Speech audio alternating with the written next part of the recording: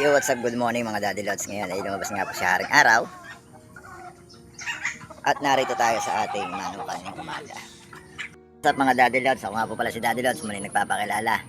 Nangangarap yumaman, pera na lang kulang. Ay paano gagawin? Eh di po ako sa goal.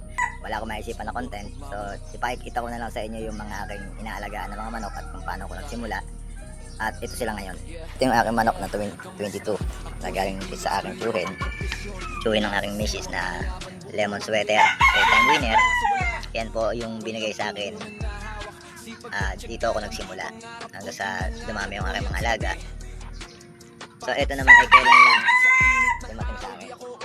Ito naman yung Cardinal Kelso. Yan. So yung mga magsisimula uli ako dahil kailan lang ay nalagasan tayo ng mga manok. So yung mga lods, ito ngayon yung mga gagamitin.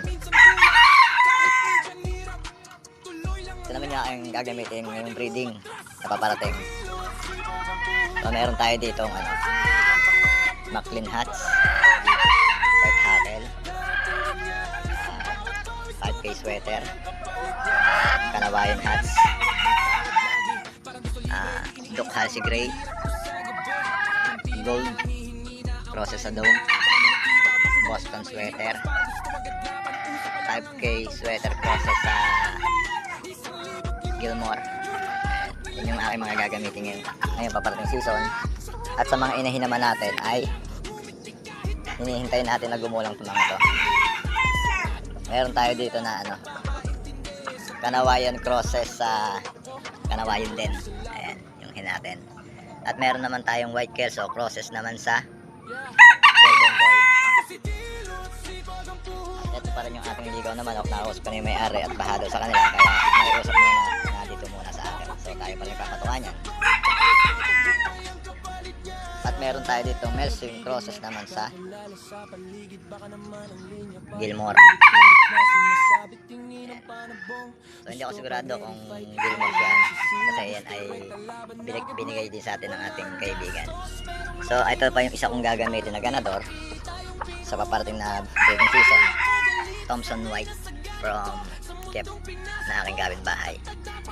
Isa sa mga nadisgrasya ng aso saka yung aking unang ganador na yun na lemon sweater.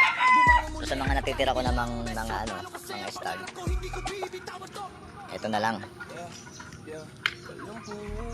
Kearney, Papay Gray at Kanawayan hats. Yan yung pagugulangan natin. Ngayon punta naman tayo sa ating mga ating palahe na natitira. Sama na natin itong isa. Sama na rin natin itong isa.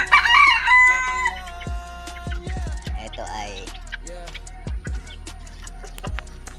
yan ang nagmula sa Oak Grove.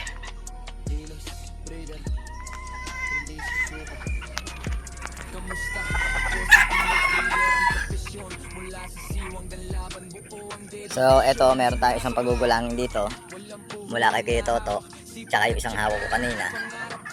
Ayan, gagawin din natin ganador yan. Ayan, ito na lang natitira kong mga palahi sa ngayon. So matatagalan ulit pa tayo makabangon. So let's go, patukan na tayo. Tinuturo kahit minsan kulang, kahit minsan hirap, tuloy lang ang laban, hindi pwedeng umatras. Ako si Dilot, sipag ang puhunan, tiyaga ang sandigan, pangarap ko'y tutuparan. Kahit wala pa ngayon, darating din yan. Sa bawat pawis ko, tagumpay ang kapalit niya. Sa mga bulian at tawad ng tawad lagi, parang gusto libre, di iniisip ang paghihirap ko sa gabi. Kunti na lang hihingi na ang paninda, parang di nakita pa kung ganda may hirit pa na spar, gusto agad laban. Usap pa lang ang hataw, presyo binabarat na naman. 1,500, yun ang alok nila, pero yung hirap ko parang wala sa kanila. Pero sige lang, ngumiti kahit mabigat, alam kong darating din ang tamang sukat. Hindi lahat papakaintindi sa pinagdadaanan, pero ako tuloy lang sa laban. Yeah, Yeah, ako si Dilot, sipag ang puhunan, tiyaga ang sandigan, pangarap ko'y tutupad. At yun nga mga kaulay, natapos na po tayo sa ating papatuka na araw-araw natin ginagawa. Minsan di ako nakakapag-vlog sa hapon, nag-uulang kasi kaya laging naiba-vlog ko kada umaga na lang. Nakikita nyo naman at maganda ang sikat ng araw. Sana naman ay mamaya ay matuyo na po yung mga putik na kinaharap po natin sa ating manukan. So yung mga lods na ipakita ko na sa inyo yung aking mga gagamiting materials, yan po lahat ay bigay. Kumbaga tulong po ng kapwa natin magpamanok po lahat yan. Wala po akong invest dyan at wala rin naman talaga ako i-invest. At darating naman yung mga araw na magkakaroon tayo ng sarili at makakapag-invest tayo kung sakali tayo ay kumita. At dito na matatapos ang aking munting video. Ako nga po pala si Daddy Lods. Malapit na yung maman, pera na lang ang kulang. Focus na sa go. Peace out. Ngayon, yeah, nanakawan na rin, pero di sumuko doon.